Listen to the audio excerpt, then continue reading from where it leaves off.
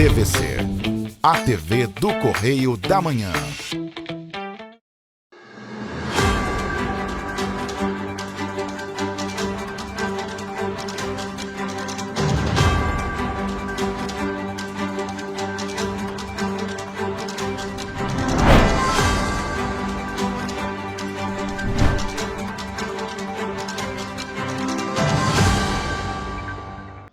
Olá, chegamos! Sejam bem-vindos ao Correio Serrano na TV. Lembrando que você pode mandar para cá sua sugestão de reportagem, sua reclamação, sua denúncia para os nossos canais que já estão aí na sua tela, tvccorreiodamanhã@gmail.com, e tem nosso WhatsApp, a maneira mais rápida e mais fácil de você entrar em contato conosco, DDD 24 99248 3167. E hoje em Petrópolis o dia amanheceu mais uma vez bonito, né? Depois de ontem, aquele nevoeiro, aquele céu todo nublado. Olha só que espetáculo da natureza, o sol ali nascendo por detrás da montanha, lindo de viver. Essa é a nossa Petrópolis, né? Vamos então às notícias desta quarta-feira, dia 29 de abril. Prazo para regularizar título de eleitor termina no dia 6 de maio. Você vai ver também que o governo do estado divulga esta semana mais de 2.000 oportunidades de trabalho. Em Petrópolis, Condep terá que apresentar na Justiça contratos e débitos. E mais, entrega de kits da Corrida do Trabalhador em Petrópolis tem novas datas. Agora, no Correio Serrano, na TV.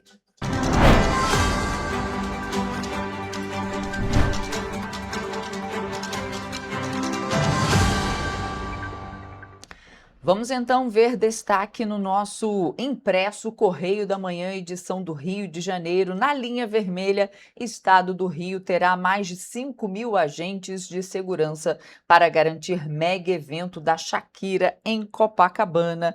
Destaque da coluna Magna Vita na página 3 e também da nossa página 15. CLT não acabou, diz ministro Aquaquá.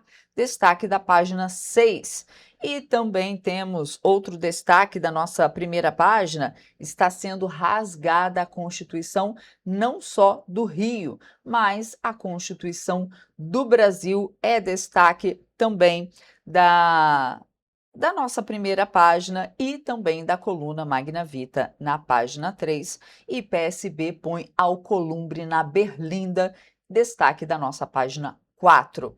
Vamos agora à nossa página 18, ver o que é destaque por lá, porque lá tem, falando de Petrópolis, né, o Petropolitano, CPTrans aponta falhas da Turp e cobra respostas. Justiça mantém decisão anterior que cobra relatórios quinzenais. Pois é, esse é destaque aqui da nossa página 18. E temos ainda a interdição total da ponte do Arranha-Céu é confirmada. Então, após acender o alerta sobre os impactos das obras da nova ponte do Arranha-Céu, a Unidos de Itaipava, vê parte de suas cobranças atendidas com a definição do cronograma e a abertura de diálogo por parte da concessionária Elovias. Pois é. Em reunião virtual realizada na última sexta-feira, dia 24, a empresa confirmou que a interdição total da estrutura terá início no dia 11 de maio. Então, atenção, você que mora em Itaipava, que passa por Itaipava, a partir do dia 11 de maio, a ponte do Arranha-Céu, muito utilizada para chegar ali a Itaipava, vai ser interditada para fazer as obras, as intervenções necessárias. E o prazo estimado para que essas obras terminem é de 6 meses. Então, a conclusão das obras aí vai levar, no mínimo, 6 meses. Então, começa dia 11 de maio e tem 6 meses. A intervenção, que inicialmente estava prevista apenas para 2030, foi antecipada em função dos riscos estruturais identificados na ponte atual. Como eu falei, uma das principais ligações entre a estrada, ali a BR-040, e a estrada União Indústria, dentro de Itaipava, eixo ali central de mobilidade no distrito. Então, muita atenção, a partir do dia 11 de maio, o trânsito ali por Itaipava vai ficar mais complicado. Bom, pelo menos eles esperaram o Dia das Mães, né? Porque o Dia das Mães vai ser no dia 10 de maio, então começa no dia seguinte do Dia das Mães, porque muita gente vai a Itaipava para almoçar com a família, né? Muita gente sai nesse dia para comemorar o Dia das Mães em família. Pelo menos eles esperaram essa data, mas fiquem atentos já na segunda-feira, dia 11 de maio, levando aí 6 meses. Na nossa página 19, licitação de LED em Nova Friburgo gera críticas. Pois é, edital foi atualizado de 147 milhões para 165 milhões. E ali no Correio Serrano, União inaugura acelerador linear em Teresópolis. É outro destaque aqui do nosso jornal impresso. Mas olha só, gente, vamos falar de oportunidade em Petrópolis, em todo o estado, porque olha só, o governo do estado está disponibilizando esta semana quase 3.000 oportunidades de emprego formal, estágio e jovem aprendiz. Vamos conferir.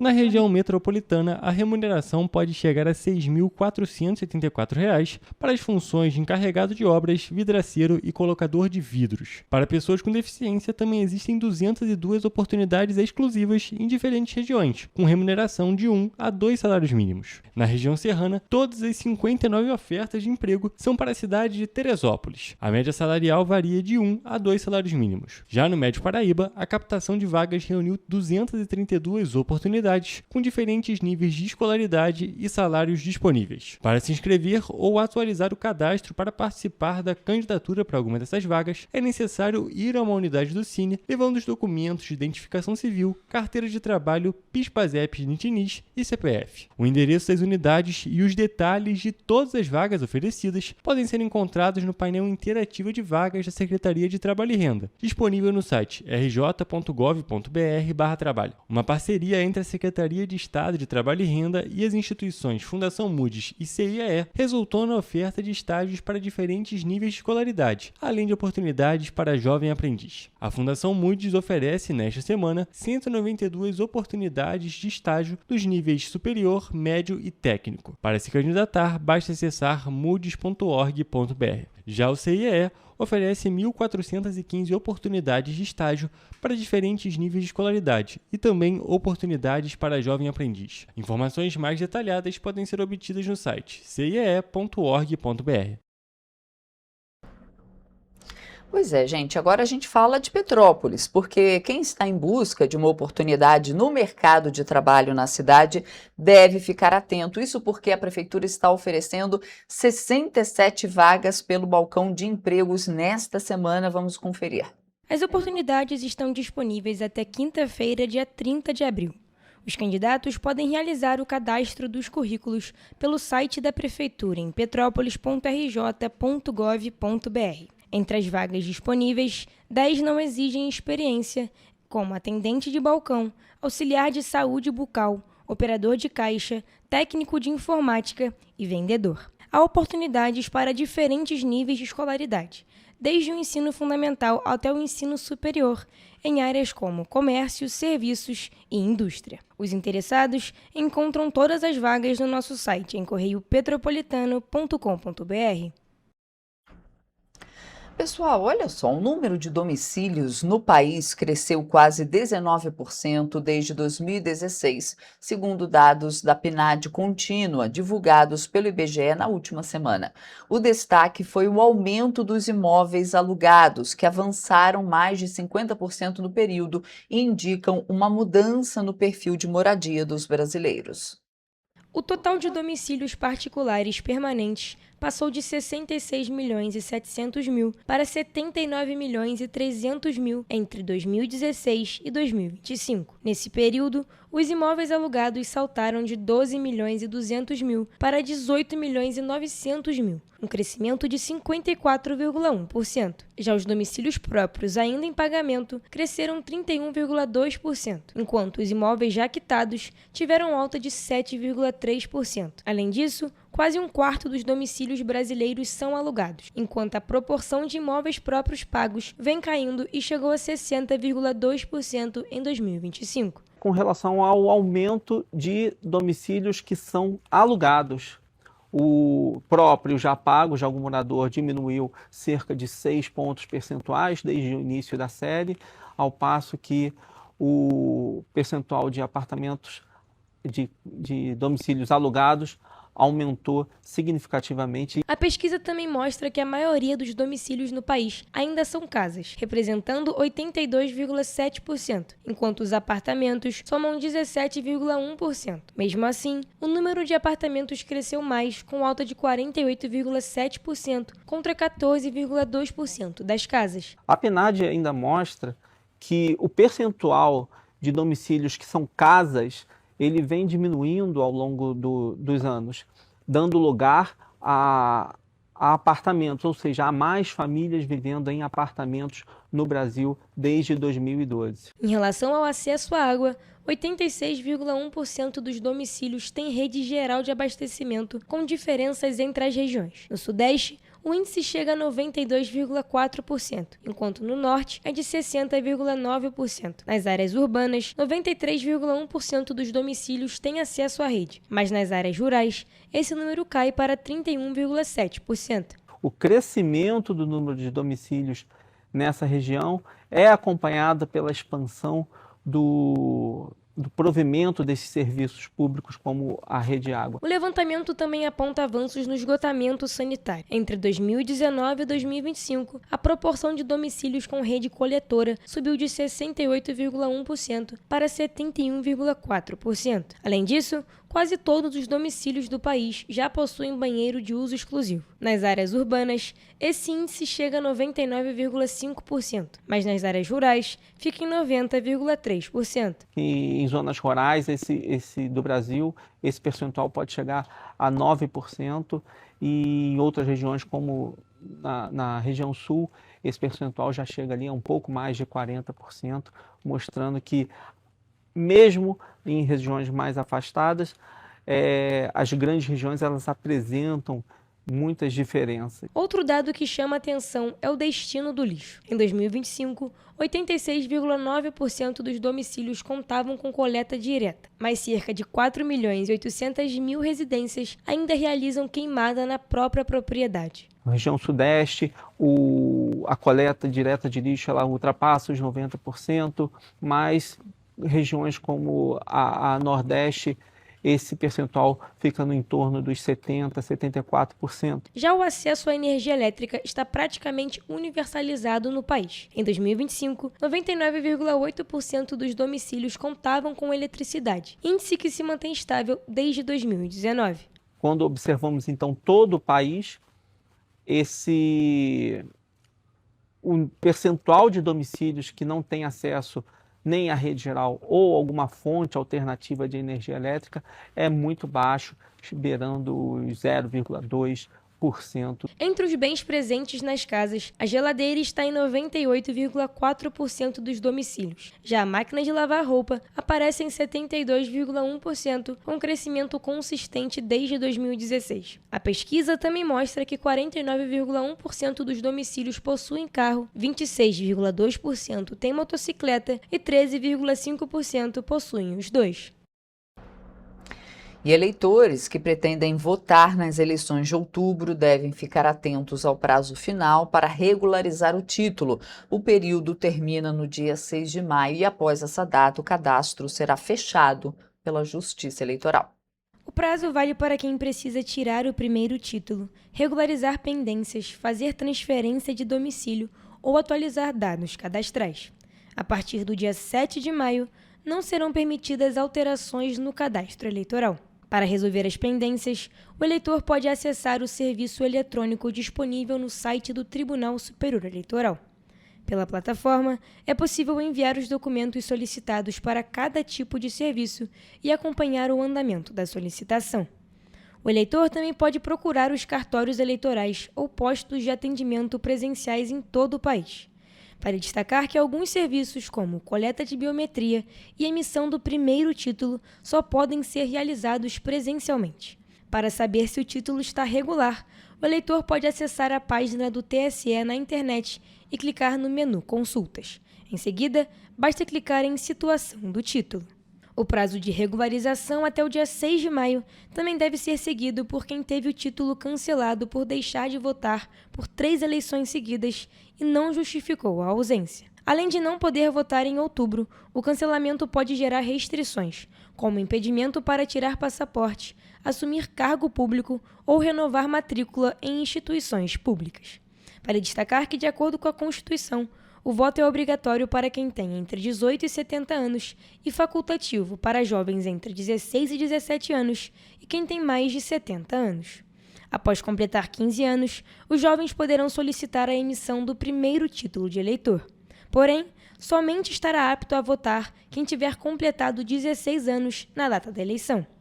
O primeiro turno das eleições será realizado no dia 4 de outubro, quando serão eleitos o presidente da República, governadores, senadores, deputados federais, estaduais e distritais.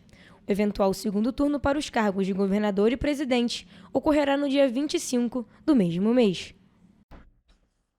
E a Polícia Federal iniciou na última terça-feira a Operação Nacional Proteção Integral 4, que tem como objetivo identificar e prender autores de crimes de abuso sexual contra crianças e adolescentes. A ação ocorre de forma simultânea em pelo menos outros 15 países.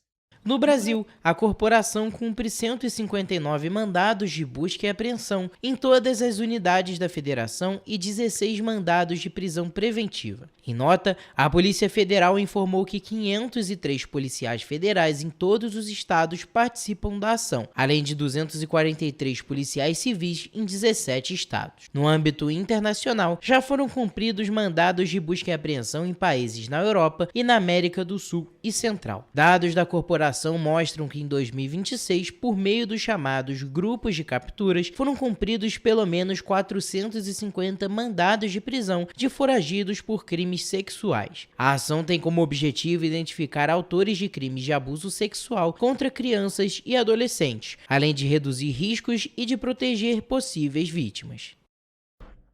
A gente faz agora um rápido intervalo, não saia daí porque a gente volta já.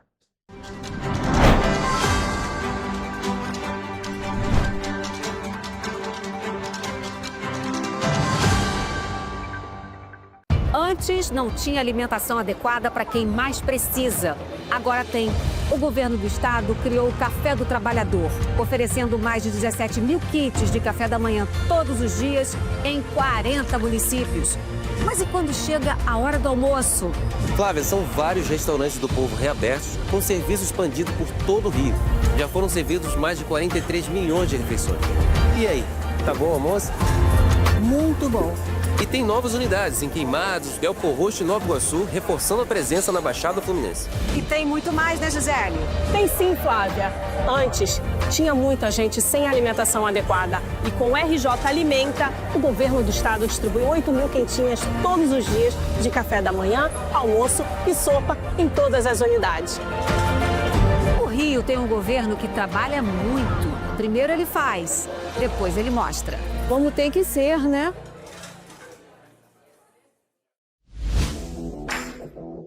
Para ter mais qualidade de vida, conte com a maior rede de academias de Petrópolis. Aqui na Corper, com uma mensalidade, você utiliza todas as unidades: Centro, Bingen, Itamaraty e Itaipava. Com planos a partir de R$ 98,00, a academia oferece ambientes modernos para você cuidar da sua saúde com segurança.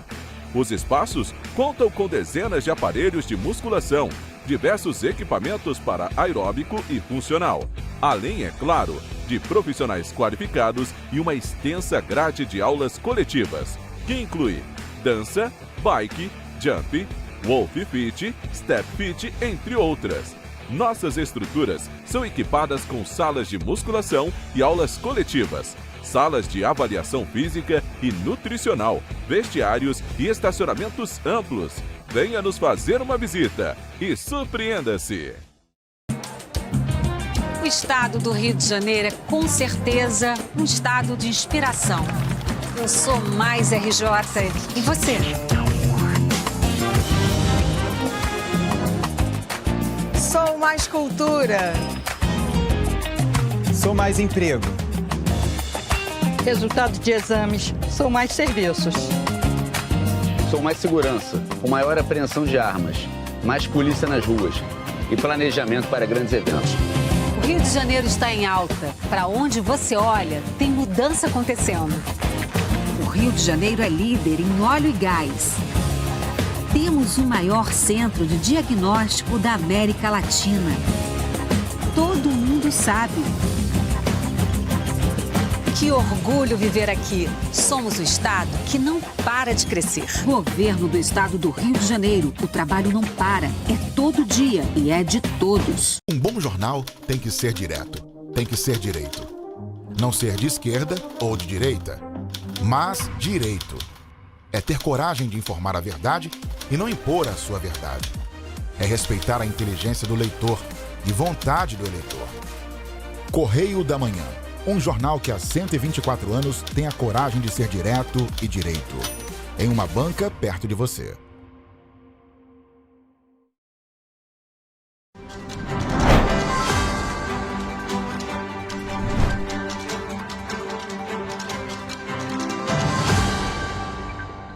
Estamos de volta. E a Polícia Civil realizou na última terça-feira a Operação Hemostase contra traficantes ligados a uma facção criminosa investigados por ameaças e extorsão contra moradores de comunidades em Duque de Caxias, na Baixada Fluminense. Até o momento, 14 mandados de prisão foram cumpridos. Cerca de 120 policiais civis foram mobilizados para a ação, montada a partir de investigações e monitoramentos que permitiram mapear os integrantes da organização criminosa e a estrutura de funcionamento na região. Com base nas provas reunidas e apresentadas, a Justiça expediu os mandados de prisão e busca e apreensão cumpridos pelos policiais. Durante as investigações, os agentes identificaram que traficantes obrigavam moradores das comunidades a contratar de forma exclusiva o serviço de internet controlado por eles, com o objetivo de ampliar a arrecadação financeira do grupo criminoso. E caso os moradores recusassem a aceitar o serviço, eles eram ameaçados pelos criminosos. Além disso, pelo menos 3 investigados são apontados como liderança do tráfico de drogas dessas localidades. Eles também são suspeitos de envolvimento em roubos de cargas e de veículos na região, além de participação em esquema de lavagem de dinheiro. A operação, realizada na manhã desta terça-feira, foi coordenada por equipes da Delegacia de Polícia do Meier, realizada de forma integrada com um grupo de atuação especial no combate ao crime organizado do Ministério Público e conta com o apoio do Departamento Geral de Polícia da Capital, do Departamento Geral de Política do Interior e também da Coordenadoria de Recursos Especiais.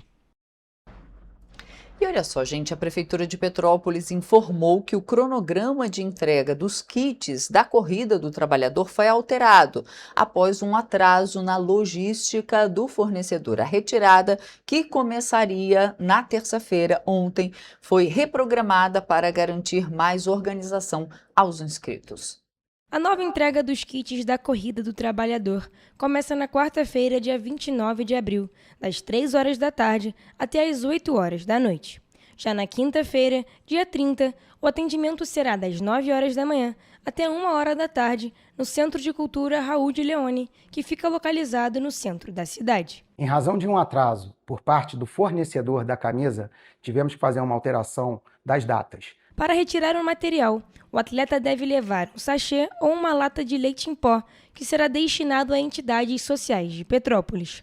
Caso não possa comparecer, a retirada pode ser feita por terceiros, desde que apresentem autorização e documentos do inscrito. Quero reforçar que essa mudança é apenas na entrega dos kits. Todo o restante do planejamento da nossa Corrida do Trabalhador segue mantido e que nenhum atleta, corredor inscrito será prejudicado. A Corrida do Trabalhador acontece no dia 1º de maio, com largada às 7h30 da manhã, na rua Alfredo Pachá, em frente ao Palácio de Cristal. O percurso passa por ruas do Centro Histórico, reunindo diversos atletas, e termina também em frente ao Palácio.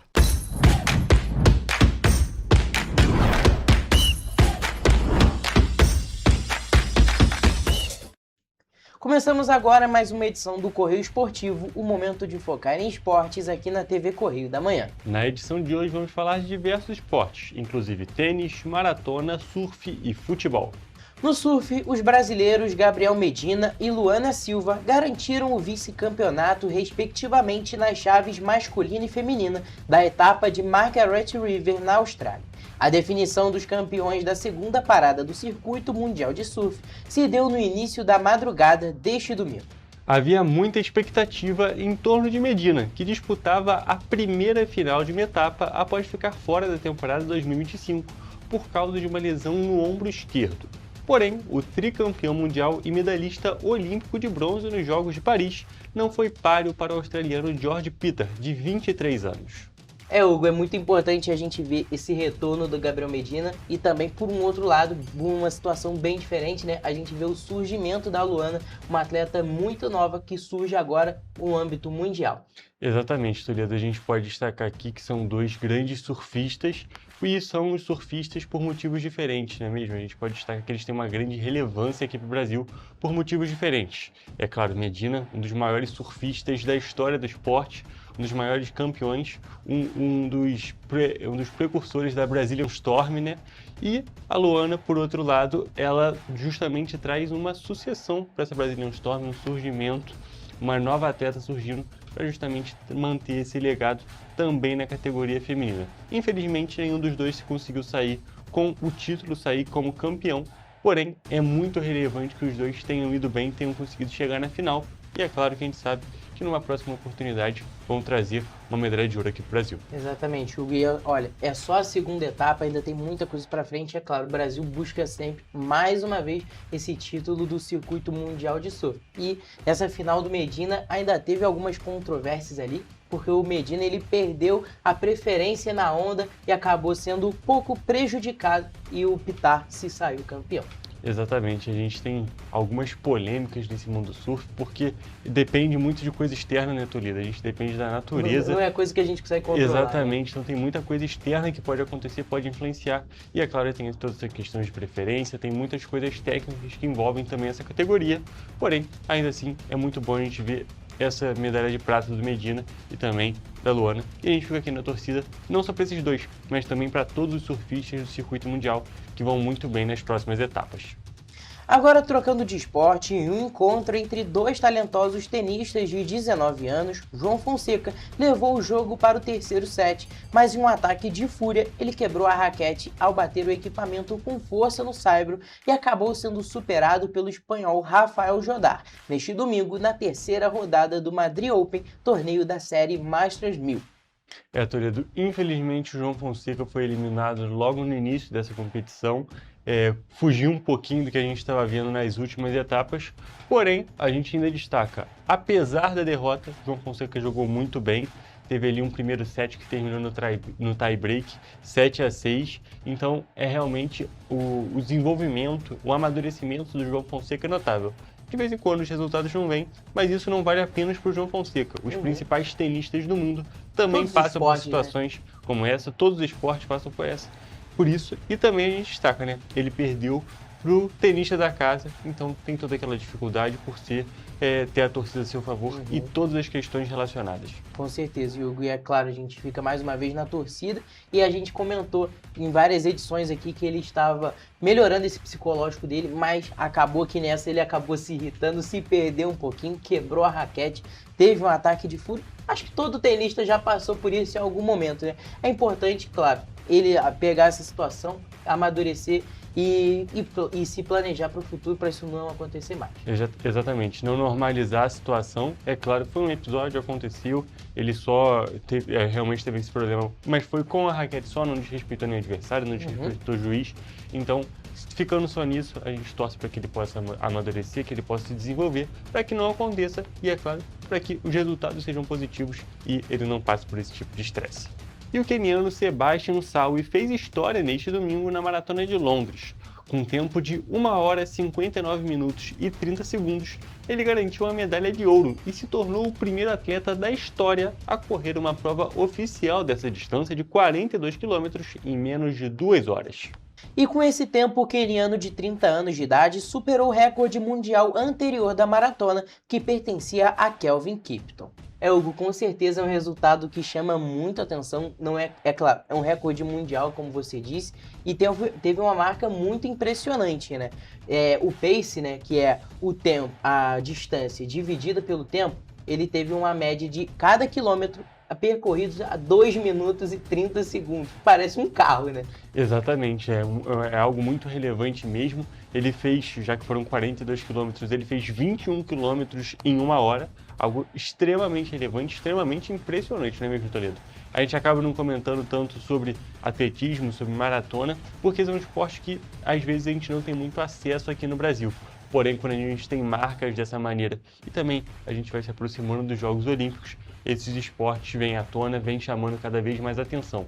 E uma marca como essa precisa ser destacada. Com certeza. E uma curiosidade, sabe o que foi o café da manhã dele antes de correr todos esses 42 quilômetros? Foi chá, mel e 2 fatias de pão.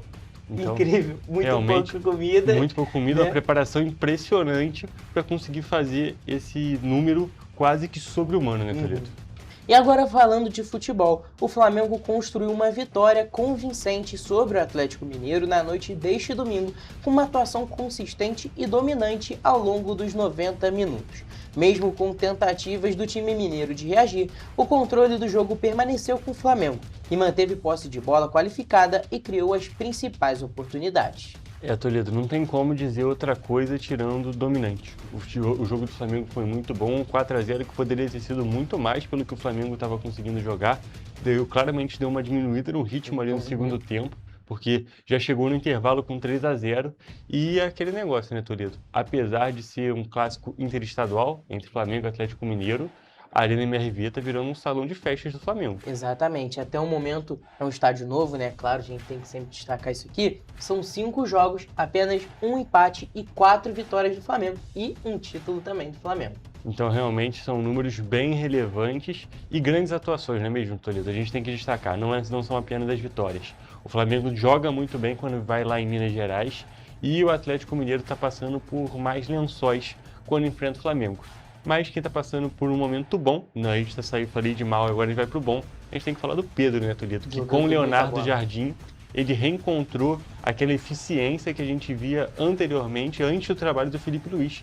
E está jogando muito bem nesse time do Flamengo. O time está conseguindo servir ele e ele também está servindo o time muito bem. Ele está dando alguns passes impressionantes em todas as partidas. Exatamente. A gente tem que destacar, além dos resultados do Leonardo Jardim, que já chega a 7 vitórias seguidas nesse início de trabalho do Flamengo, é que ele recuperou e potencializou outros jogadores. Samuel Lino está jogando muito bem também. Com o Felipe Luiz desempenhava outro papel, não conseguia se destacar. E o Plata, que teve uma série de polêmicas agora recentes, de relacionamento, inclusive, dentro do Flamengo, conseguiu se recuperar e está jogando muita bola também. Inclusive, marcou um golaço nesse jogo contra o Atlético Mineiro. Também nesse domingo e no mesmo horário, o Fluminense venceu a Lanterna Chapecoense por 2-1, com os gols de Savarino e John Kennedy no Maracanã. O tricolor fica com 26 pontos e permanece na 3ª colocação do Brasileirão, enquanto a Chape segue na lanterna com apenas 8 pontos. Hugo, é um resultado que todo mundo esperava, esses 3 pontos, mas o Fluminense ainda tomou um certo sustinho, tomou um golaço do Enio, jogador da Chapecoense, e teve aquela conturbação ali no final do jogo, mas John Kennedy decidiu mais uma vez, fez um gol muito importante nessa busca, nessa caça pelo Palmeiras na liderança, né? Exatamente, Toledo. E a gente pode destacar e pode fazer uma comparação com o jogo entre a Chapecoense e o Vasco, também nesse primeiro turno do Campeonato Brasileiro, que foi um cenário bem parecido. O Fluminense criou e não conseguia fazer o gol. Algo bem parecido com o que aconteceu no jogo em São Januário contra o Vasco da Gama. E conseguiu depois fazer seu golzinho, estava ganhando, porém, depois, na única chance que a Chapecoense tem, toma um golaço. No caso do Vasco foi um gol de falta, no caso da Chapecoense, nesse jogo contra o Fluminense, foi um golaço de fora da área do Enio, como você já destacou. Mas, diferente do roteiro do Vasco, né, o Fluminense conseguiu, com o John Kennedy sendo decisivo mais uma vez, sair vitorioso dessa partida. E a gente tem que comentar, né, Toledo, que nesse ano de 2026, o John Kennedy finalmente está conseguindo cumprir e realizar as coisas que ele fazia lá em 2023, quando ele jogou muito bem pelo clube. Agora ele está indo muito bem mais uma vez e está conseguindo ser esse camisa 9. Tudo bem que o Fluminense contratou um jogador para substituir ele, porém ele está conseguindo assumir essa vaga e está jogando muito bem. Exatamente, a gente sempre falava aqui, principalmente, é claro, no ano passado, que o Fluminense tinha essa carência na posição, não tinha um centroavante no nível do clube, né? O Everaldo no Bahia, ele até que consegue desempenhar um bom futebol, mas o John Kennedy agora conseguiu se recuperar e tá até superando as expectativas, né? Porque o Castilho chegou para isso, contratação mais cara da história do clube, e tá tendo que ser reserva porque o John Kennedy tá merecendo ser o titular. E no mesmo dia, porém um pouco mais cedo, o Vasco perdeu para o Corinthians por 1-0 na Neoquímica Arena em São Paulo. Apesar por jogar com um a mais no segundo tempo inteiro, o Vasco não conseguiu reagir ao gol de Matheus Bidu, marcado no primeiro tempo. Toledo, a gente pode destacar aqui alguns pontos desse jogo, mas o principal deles é, sem dúvida nenhuma, a ineficiência desse time do Vasco e a falta de criatividade, que o time que joga aproximadamente 60 minutos com um jogador a mais precisa ter uma chancezinha de fazer o gol. É claro, não existe a obrigação de fazer o gol, porque tem uma outra equipe inteira defendendo, porém o Vasco precisava ter apresentado mais nessa partida, que o time foi bem mal. Foi uma das piores partidas do Renato Gaúcho no comando do Vasco da Gama. Exatamente, o Vasco estava, desde que o Renato chegou, estava numa certa oscilação, mas sempre desempenhando um futebol melhor do que o que estava sendo apresentado quando estava o Fernando Diniz no comando, né? Mas, assim, acho que todo mundo esperava um jogo um pouquinho melhor, principalmente levando em consideração a expulsão que foi no final do primeiro tempo. É aquilo, era o mínimo do mínimo que se espera é que grandes chances sejam criadas, e não foi isso que aconteceu. Exatamente, foi uma situação muito complicada, um jogo muito ruim do time, que também agora sofre um pouco com toda essa questão. Claro, com aquela pulguinha atrás da orelha por ter perdido a Copa do Brasil no ano passado para o próprio Corinthians em um roteiro não parecido, mas também com essa diferença de um golzinho. E só para a gente poder finalizar esse assunto do Vasco, a gente tem que destacar aqui a entrada criminosa que o André deu no Thiago Mendes. Podia ter lesionado feio o jogador do Vasco e em um lance sem a menor importância. O jogador do Vasco estava apontado pro próprio gol e ele deu uma entrada muito feia, algo muito ruim. Ele vai até ser julgado pelo Superior Tribunal Desportivo, STJD, mas e pode pegar até 6 jogos de gancho por conta dessa entrada. E agora, no sábado, o Botafogo empatou com o Internacional em 2-2 em um jogo em Brasília. Danilo, mais uma vez, e artilheiro do Brasileirão, e Christian Medina marcaram para o Botafogo, enquanto Carboneiro e Bernabé descontaram para o Inter. O Botafogo desperdiçou a chance de subir na tabela e permanece na 8ª colocação. É algum resultado que não prejudica, mas também não beneficia o Botafogo, mas é aquilo que a gente tem que destacar mais uma vez, mais uma ótima atuação do Danilo.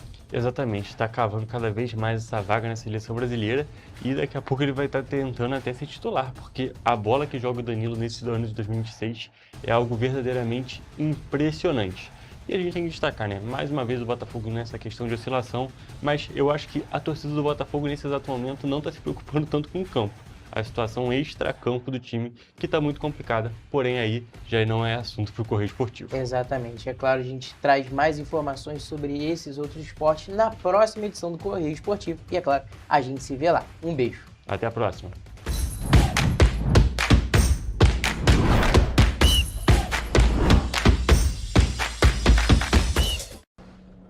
E a gente faz agora um rápido intervalo e a gente volta já já.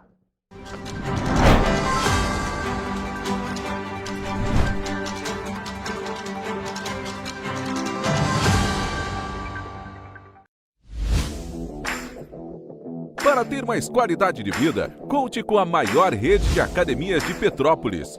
Aqui na Corper, com uma mensalidade, você utiliza todas as unidades: Centro, Bingen, Itamaraty e Itaipava. Com planos a partir de R$ 98,00, a academia oferece ambientes modernos para você cuidar da sua saúde com segurança. Os espaços contam com dezenas de aparelhos de musculação, diversos equipamentos para aeróbico e funcional, além, é claro, de profissionais qualificados e uma extensa grade de aulas coletivas, que inclui dança, bike, jump, Wolf Fit, Step Fit, entre outras. Nossas estruturas são equipadas com salas de musculação e aulas coletivas, salas de avaliação física e nutricional, vestiários e estacionamentos amplos. Venha nos fazer uma visita e surpreenda-se! O estado do Rio de Janeiro é com certeza um estado de inspiração. Eu sou mais RJ. E você? Sou mais cultura. Sou mais emprego. Resultado de exames. Sou mais serviços. Sou mais segurança, com maior apreensão de armas, mais polícia nas ruas e planejamento para grandes eventos. O Rio de Janeiro está em alta. Para onde você olha, tem mudança acontecendo. O Rio de Janeiro é líder em óleo e gás. Temos o maior centro de diagnóstico da América Latina. Todo mundo sabe. Que orgulho viver aqui. Somos o estado que não para de crescer. Governo do estado do Rio de Janeiro. O trabalho não para. É todo dia e é de todos. Antes não tinha saúde de qualidade no estado todo. Agora tem. Agora tem o Rio Imagem Baixada, que atende milhares de pessoas em toda a região. É muita gente atendida, né? E olha que tem mais. Mostra aí, Edu. Flávia, aqui tem um dos mais importantes centros de neurocirurgias do país. O Instituto Estadual do Cérebro teve a capacidade dobrada para cirurgias de tumores. E tudo gratuito, pelo SUS. E tá melhor no estado todo, certo, Gisele? Com certeza, Flávia. Antes, só alguns municípios do estado tinham ambulâncias do SAMU. Agora, todos os 92 municípios do estado têm. E ainda tem o Instituto Estadual de Olhos, com capacidade de realizar mais de 400 cirurgias e 1.000 consultas por mês. O Rio tem um governo que trabalha muito. Primeiro ele faz, depois ele mostra. Como tem que ser, né? Correio da Manhã, o grupo de comunicação que mais cresce no Brasil. 5 gráficas, 5 jornais diários. Correio da Manhã, Correio Nacional, Distrito Federal, Sul Fluminense, Petropolitano e agora Correio da Manhã São Paulo. Além do Jornal da Barra, Jornal de Turismo, Revista O Cruzeiro, TV Correio da Manhã e estúdios próprios. Grupo Correio da Manhã, informação com tanta credibilidade que é impressa todos os dias.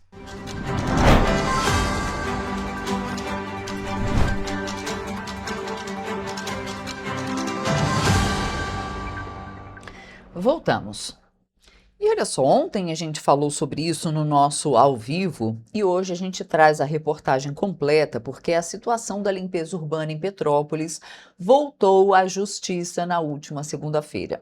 Após denúncias de lixo acumulado e infestação de ratos nos bairros de Petrópolis, a 4ª Vara Civil determinou que a CONDEP, que é a Companhia de Desenvolvimento de Petrópolis, apresente todos os documentos sobre o serviço de coleta, incluindo uma lista detalhada de dívidas e os relatórios de fiscalização. Atualmente, o serviço de coleta de lixo em Petrópolis é dividido em etapas. Estão vencidos os contratos de locação de caminhões com a empresa Solid Ambiental e o transbordo, que é o local onde o lixo é colocado temporariamente antes de seguir para o destino final com a empresa PDCA. Em vigor somente até julho, há o contrato da destinação final do lixo com a empresa Força Ambiental. Segundo a promotora Zilda Januzzi, essa divisão dificulta o controle da coleta de lixo na cidade. A gente tem tantos contratos e o serviço mal prestado. O receptor desse serviço é o mínimo que ele espera que o lixo seja coletado de forma adequada. Por outro lado, a presidente da Companhia de Desenvolvimento de Petrópolis, Fernanda Ferreira, também presente na audiência, informou que após o fim de contratos emergenciais de 6 meses, o serviço de coleta de resíduos passou por mudanças, incluindo na gestão direta.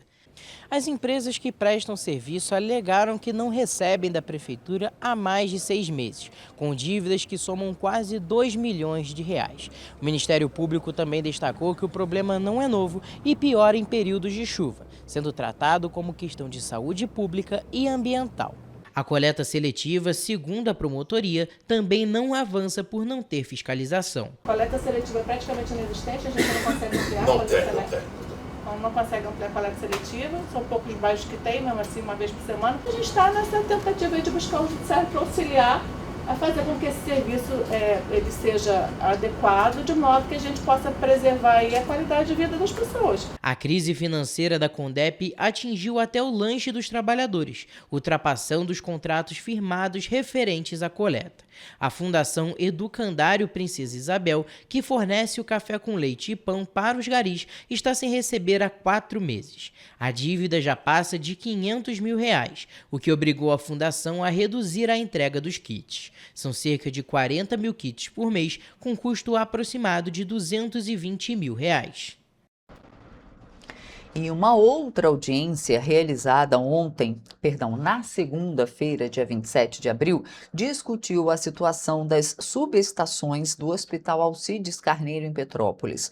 De acordo com o engenheiro técnico da unidade, Almir Fernandes, uma subestação está em funcionamento e atende a unidade. Apesar disso, ainda há pontos a serem revistos, como banco de capacitores, adequações nas chaves e melhorias no espaço físico. A situação das subestações de energia do Hospital Alcides Carneiro voltou a ser debate em audiência na 4ª Vara Cível de Petrópolis, na segunda-feira, dia 27 de abril. A unidade, considerada referência em Petrópolis, sofreu com problemas relacionados ao fornecimento de energia elétrica, apesar das subestações. Isso porque existem 2 equipamentos no Alcides Carneiro e apenas um está em funcionamento. Mesmo diante dos problemas no fornecimento de energia, o engenheiro técnico da unidade hospitalar afirma que a subestação em funcionamento atualmente é que atende o local. Apesar disso, ainda há pontos para serem melhorados, como a conexão da 2ª subestação, que não está em funcionamento, intervenções como a revisão do banco de capacitores, adequações das chaves e melhorias do espaço físico devem ser feitas. O engenheiro técnico Almir Fernandes informou que essas intervenções só poderão ser realizadas após a ligação de uma 2ª subestação, que já está pronta. Almir alertou para o risco do hospital ficar sem abastecimento externo de energia em caso de falha da subestação atual. No entanto, a unidade não vai ficar sem apoio, visto que conta com 2 geradores, um deles adquirido em 2025. A promotora do Ministério Público do Estado do Rio de Janeiro, Vanessa Katz, pediu que a Enel apresente até 10 dias o resultado da vistoria técnica e um cronograma para viabilizar a ligação da subestação simplificada do hospital. O gerente operacional da Enel, Rodrigo Luiz de Almeida, afirmou que a empresa vai fazer a vistoria em até 72 horas. Também foi determinada a aplicação de uma multa de R$50 mil ao responsável técnico, caso as determinações não sejam cumpridas. Pois é, gente, a promotora solicitou que, em caso de reprovação da obra, que a justiça seja informada imediatamente. O juiz Jorge Luiz Martins, que a gente viu aí nas imagens, na reportagem, acolheu o pedido do Ministério Público e determinou multa de R$50 mil ao executivo, ou seja, ao executivo de contas da Enel, ou seja, a empresa Enel, em caso de descumprimento. O juiz determinou que até o dia 5 de maio sejam apresentados nos autos todos os registros de comunicação interna feitos pelo engenheiro Almir Fernandes, apontando riscos potenciais, especialmente em relação ao banco de capacitores e às chaves da subestação. E olha só, gente, um ônibus da empresa Cidade Real, que faz a linha 135 Elisa Mussel, colidiu contra um ponto de ônibus bem no centro histórico. Isso aconteceu na manhã de ontem, terça-feira. Uma mulher ficou ferida após bater a cabeça na estrutura do ponto, que caiu após o acidente. O acidente aconteceu por volta das 8h30 da manhã desta terça-feira. Segundo o presidente da Companhia Petropolitana de Trânsito e Transportes, Luciano Moreira, um ônibus da empresa Cidade Real estava estacionado em uma área de espera, na Avenida Benjamin Constant, no centro histórico de Petrópolis, quando o motorista deixou o veículo em ponto morto e logo depois o ônibus desceu a rua, na contramão, sem controle. Uma análise preliminar mostrou que, aparentemente, o condutor se ausentou do veículo sem ter garantido a imobilização dele puxando o freio de mão. Então, a gente imagina que tenha sido essa a causa do acidente, mas já estamos apurando. Após a colisão, uma mulher que passava aqui pelo trecho a caminho do trabalho bateu com a cabeça em uma parte caída da estrutura do ponto de ônibus e precisou de atendimento médico. Ela foi atendida pelo Corpo de Bombeiros e liberada ainda no local. Pouco tempo depois, uma equipe da CPTrans isolou a área do acidente e também deu suporte no trânsito da região que foi afetado pelo horário de grande movimentação de pessoas a caminho do trabalho. Além disso, uma equipe da companhia também realizava a remoção da estrutura do ponto de ônibus, que vai ser trocada por uma mais moderna. E a gente vai estar substituindo esse equipamento em breve, inclusive trazendo um equipamento mais moderno e melhor aqui para o local. A ideia é que se eu vou trazer um novo para cá, eu prefiro mexer nele todo, mas é lógico que esse é um projeto que a gente não esperava fazer nesse momento. E olha só, gente, a Cidade Real, a empresa, né, que teve esse problema, ela se manifestou e ela informou que o ônibus que estava parado na vaga de espera no momento do ocorrido, ninguém ficou ferido e a empresa está apurando todos os fatos. Ainda no local foram testados os sistemas de freio, todos em perfeito estado de funcionamento, e o veículo saiu circulando do local sem nenhuma necessidade de ser rebocado, sendo conduzido para a garagem. A nota da Cidade Real ainda diz o seguinte: como medida preventiva, o motorista foi afastado da escala para ser ouvido e o ônibus imediatamente substituído.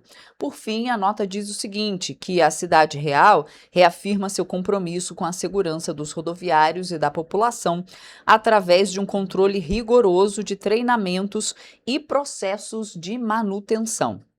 Olha, eu não sei como é esse controle rigoroso de treinamento dos motoristas, mas eu moro numa área que é atendida pela Cidade Real. E o que a gente vê os motoristas dos ônibus fazendo. Ontem eu peguei um ônibus na minha frente que simplesmente ficou no meio da pista querendo ultrapassar o tempo todo um outro ônibus, não permitindo que os outros carros de passeio ultrapassassem ele. Ou seja, quando um ônibus faz isso, é congestionamento, porque vem um monte de carro querendo circular, em vez dele seguir na mão dele certinha, ele veio desembestado. Isso aconteceu no dia de ontem, ali por volta de 6h30 da manhã, 20 para as 7 da manhã, passando ali pela Rua Bingen. Então, realmente, a empresa Cidade Real tem que rever esse controle rigoroso de treinamento. E não é só a Cidade Real não, tá? Porque quando a gente vem aqui pela cidade, os motoristas da Turpe, meu Deus do céu. Aqui, o centro da cidade, a Rua do Imperador, eles trafegam, pelo menos na parte da manhã, no meio da pista. No meio da pista, causando congestionamento. E olha só, gente, um caminhão pegou fogo no fim da tarde de terça-feira na BR-040 em Petrópolis, na altura do bairro Capela, e provocou interdições e transtornos no trânsito no sentido Rio de Janeiro. Confira. Oi? Pegou fogo do nada? Eu não sei, Segundo o Corpo de Bombeiros, as equipes foram acionadas às 5h16 da tarde para combater um incêndio no caminhão na BR-040, na altura do bairro Capela. Às 5h30, a concessionária Lovias, que é a empresa responsável pelo trecho, informou interdição parcial na descida da serra, no quilômetro 80, por causa do veículo em chamas, com equipes atuando na sinalização e orientação do tráfego. 5 minutos depois, às 5h40, a pista foi totalmente interditada no sentido Rio, para a atuação das equipes no combate ao incêndio.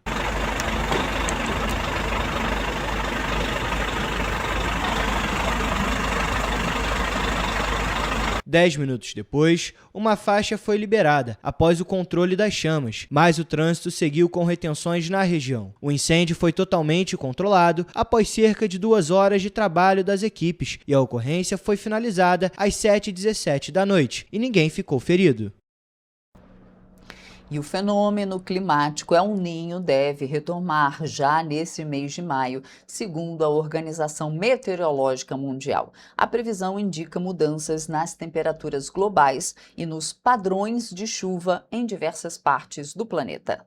De acordo com a organização, o El Niño é caracterizado pelo aquecimento das águas do Oceano Pacífico Central e Oriental, com duração que pode variar entre 9 e 12 meses. Dados recentes mostram uma elevação rápida na temperatura da superfície do mar no Pacífico Equatorial, o que reforça a probabilidade de formação do fenômeno entre maio e julho. Após um início de ano com condições neutras, os modelos climáticos agora apontam de forma consistente para o desenvolvimento e intensificação do El Niño ao longo dos próximos meses. Para esse fenômeno chegar a atingir o país, ele tem que chegar numa faixa central do Oceano Pacífico que nós chamamos 3.4. Quando chega aí e persiste, aí sim vai interferir na circulação atmosférica de forma que a tendência é que as frentes fiquem presas no sul do país. Esse aquecimento das águas do Pacífico não fica restrito ao oceano. Ele provoca uma reação em cadeia na atmosfera e muda completamente o comportamento do clima em várias regiões do mundo. E os impactos podem ser sentidos de formas diferentes. A previsão de mais chuvas no sul da América do Sul, no sul dos Estados Unidos e em partes da África e da Ásia Central. Por outro lado, regiões como Austrália, Indonésia e o sul da Ásia podem enfrentar períodos de seca. Além disso, o fenômeno também contribui para o aumento das temperaturas globais, o que pode agravar ainda mais os efeitos das mudanças climáticas. No Brasil, normalmente o El Niño aumenta o risco de secas nas regiões Norte e Nordeste e favorece grandes volumes de chuva no sul. Por isso mesmo, as novas previsões já acenderam o alerta por aqui. Lembrando que o período de chuva no norte da região Nordeste é de março até maio. E agora, na faixa leste, vai de maio até agosto. Então, eles estão no período chuvoso. Então, caso o fenômeno se configure agora, nós estamos em condições neutras, ou seja, temperatura na faixa equatorial do Oceano Pacífico dentro da normalidade. Se esse fenômeno começar a se formar agora, ele só vai impactar a gente quando ele chegar na região 3.4. E isso leva de 2 a 3 meses. Se o fenômeno se confirmar ainda nesse trimestre, os impactos devem ser mais sentidos no Brasil entre o fim do inverno e o início da primavera. Isso porque o período mais chuvoso do Nordeste já terá passado, enquanto o país avança para uma nova transição de estação, com condições mais propícias à atuação do El Niño. Então a expectativa é essa. Caso ele se configure, leva de 2 a 3 meses para nos atingir e o impacto para a região sudeste, incluindo o Rio de Janeiro, é elevação das temperaturas. Então a expectativa é que nós tenhamos, caso ele realmente se forme, nós tenhamos um fim de inverno e início de primavera mais quente que o normal.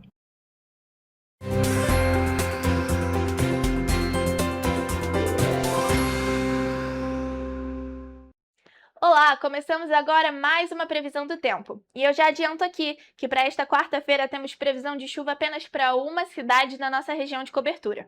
Começando por Nova Friburgo, a quarta-feira será de sol com muitas nuvens durante a tarde. À noite, a nebulosidade diminui e os termômetros variam entre mínima de 16 e máxima de 25 graus. Em Teresópolis, a quarta-feira será de sol com aumento de nuvens ainda pela manhã. E como eu adiantei, essa é a única cidade da nossa região que tem previsão de pancadas de chuva à tarde. À noite, o tempo fica aberto e as temperaturas variam entre mínima de 17 e máxima de 26 graus. Aqui em Petrópolis, o dia vai seguir a mesma tendência de Nova Friburgo. A quarta será de sol com muitas nuvens durante o dia e períodos de céu nublado. À noite, o céu já fica com poucas nuvens e os termômetros variam entre mínima de 17 e máxima de 26 graus. E agora partindo para a região centro-sul do estado, em Paraíba do Sul o dia será de sol com muitas nuvens e períodos de céu nublado. À noite com poucas nuvens e as temperaturas variando entre mínima de 19 e máxima de 29 graus. E como de costume, para finalizar nossa previsão do tempo, em Três Rios a quarta-feira será de sol com muitas nuvens à tarde e à noite a nebulosidade diminui. Os termômetros podem variar entre mínima de 20 graus e máxima de 30 graus.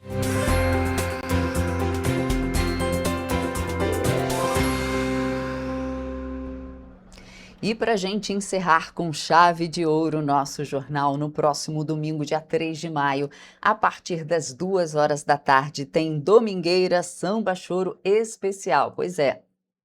O evento, que vem reunindo público e músicos em torno do samba e do chorinho, será também o cenário de comemoração dos 24 anos de João Vitor, filho de Eliana Ramos, e do saudoso e músico gigante Joãozinho do Cavaco.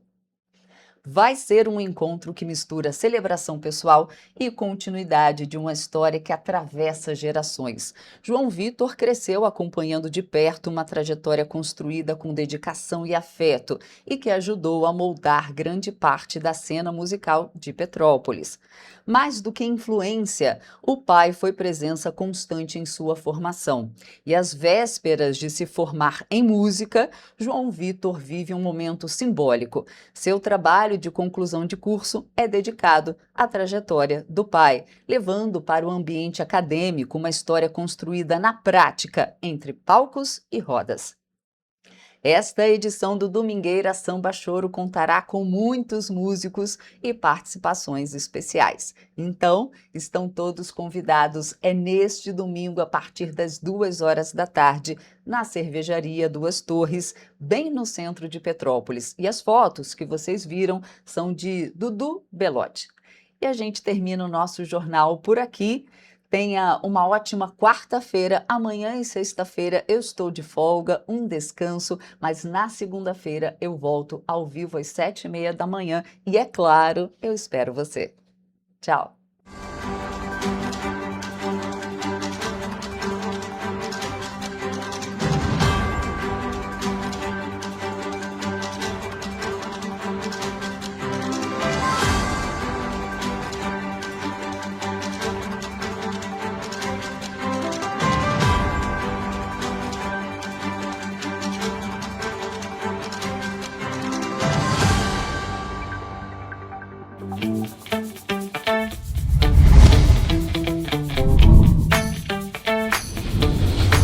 TVC, a TV do Correio da Manhã.